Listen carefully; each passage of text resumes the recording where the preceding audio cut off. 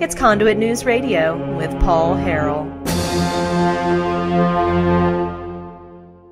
Today is the day. Today is the election, special election of Senate District 16. It's a Republican primary between Mr. Bob Bailey, Breanne Davis, and Luke Heffley, who've both received money from ASA. Breanne's received a ton of lobby support from the monolithic business industry as well. I mean, just the Marble Palace establishment. Joining us now to talk one more time about this is Mr. Bob Bailey, the Republican Senate candidate, the anti-establishment guy. Bob, good morning to you. How you doing, Paul? Good to be here. It's good to talk to you again. Yes, sir. Thanks. And it was great meeting you yesterday at that rally. We had a good time. We did. It was great. So I want everybody listening in District 16 to get out and vote, regardless of their political affiliation. I mean, but if they're listening to this show, they're probably conservative. I mean, let's be honest. But I think they know. I think they know where each candidate stands on the big issues, and I think that's important. But we were just going over District 16, and there are people listening right now in your district who are listening on KARV 101.3 FM or 610 AM. And I want you to just tell them District 16 is where? What are we talking about geographically for this district? It's pretty good size. It goes all the way from the Arkansas River at Dardanelle once you cross the bridge, and you can go right up Highway 7 until you hit Harrison city limits. We take a right turn. We go behind Clinton to Shirley. We've got parts of Boone, Carroll, and Van Buren County. There is a lot of turf in between Russellville and Harrison, and a lot of it is Ozark Mountain District, so the population is not just real high anywhere after you get after Dover. So there's a lot of turf. We've been all over it, been talking to people that have never seen an actual politician in real life. It's been fun. It's been fruitful. And I've met some great people. There's some great people up there. So there've been up there in that neck of the woods where it is more rural. There've been places for those folks to early vote, correct? I believe so. Yes. Okay. Yes. We've got some numbers in all week long. Now some of these places are pretty remote. I think it's Monday and Tuesday. One county had 4 voters. One had 3. One had 7. So that's kind of what you're looking at throughout the week. But now there are little towns where, if you have 45 or 50 people vote, that's darn near the whole population of that particular town. So, our biggest message is just to get out and vote. Absolutely. And I know, obviously, Russellville, that's the big population center there. I mean, it's not in the center of the district by any means, but, I mean, that's where you have a lot more votes, a lot more activity. That's why we were in Russellville.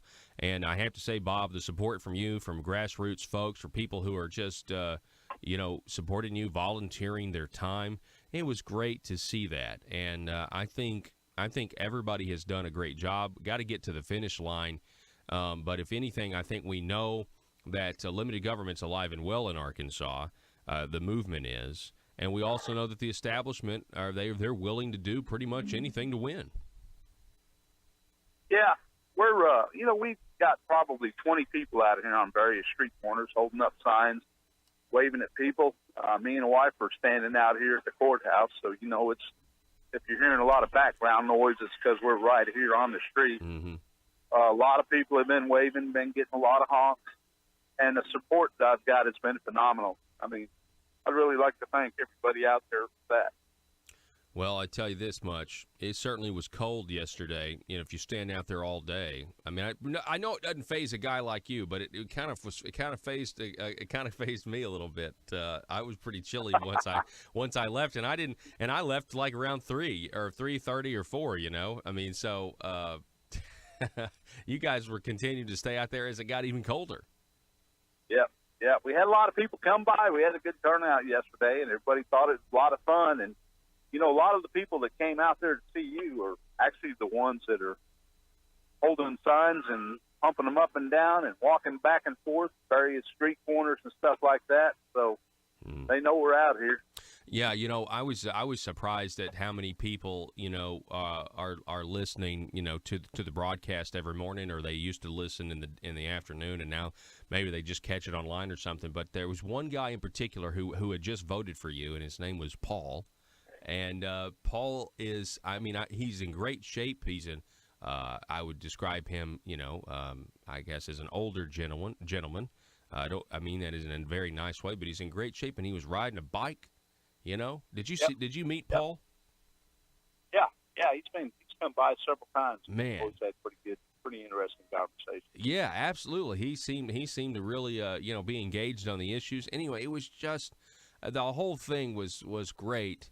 And just a fun event to just get to meet folks and talk to them. And, you can just tell that these people understand what the stakes are, and they just don't want, the status quo, the good old boy system to continue. They just want real change. And, people are supporting you, and they are, putting their name with you. We heard that a lot of just saying, hey, I know Bob. I've worked with him since 1981, and I know he's a man of character. And I know he's going to do what's right, and I know he's going to do right by the people, and that's got to be encouraging for you. And let me ask you this, Bob Bailey. So, what are the plans today? Are you guys hanging out at the courthouse all day? When do the polls close? The polls close at 7:30 tonight. There are various places all over the county. A lot of them are local, Each little township has at least one. Most of them are in churches. Mm-hmm. The main headquarters is where we were yesterday, but this area is so big that I think there's about 35 of them all over the place, various parts. So they're all being manned. We'll have people at some of them. We've got signs out at some of them, and like I said, we got people moving around now, so we got things planned for all day long. Good. We'll be back out there at the tent, sitting and meeting people. We're putting more signs out. We still got a lot. We're going to run and gun right up till about 7:30. Hopefully, we'll sit around and meet anybody that wants to. We've rented a place out on Highway 7 where we just kind of hang out and listen to the polls. Okay. And see what happens.